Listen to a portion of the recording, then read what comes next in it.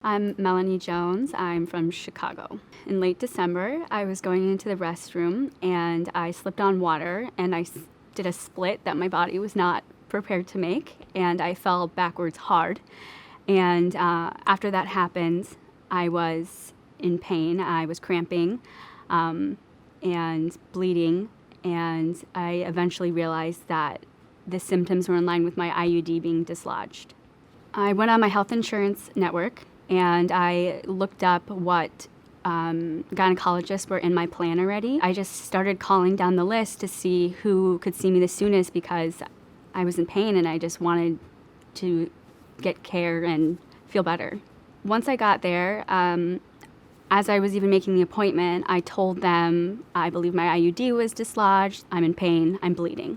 So the doctor said, okay, let's have a routine pap smear. While I'm doing that, I can check to see if your IUD was dislodged. And then she confirmed that my IUD was dislodged. However, she didn't remove it. She told me that the company that owned her practice was operating under a new rule under the Catholic Initiative that didn't allow them to help with IUDs that didn't have any type of estrogen.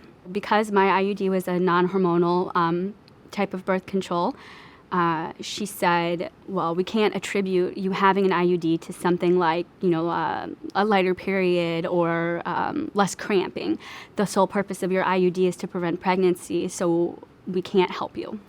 I was in disbelief. I thought she was going to say, at any moment, that she was going to say, but in this circumstance, considering you are bleeding and in pain, I can help you.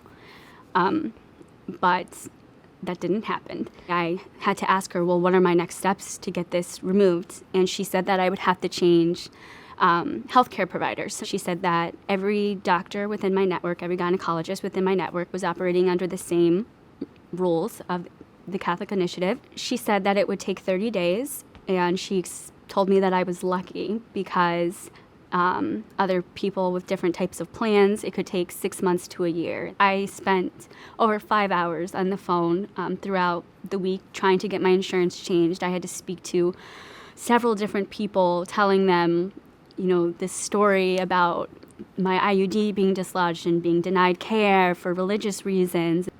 I felt so anxious. I just wanted it to be, the whole ordeal to just be done. The second appointment was very similar in the beginning to the first appointment. I got there, I told them the purpose of my visit. I told the nurse the purpose of my visit, to have a dislodged IUD removed, and then the doctor, and she removed it, and it took seconds. From the point of falling until it being removed was about 2 weeks. In that entire time, I was cramping, I was in pain, and I was bleeding.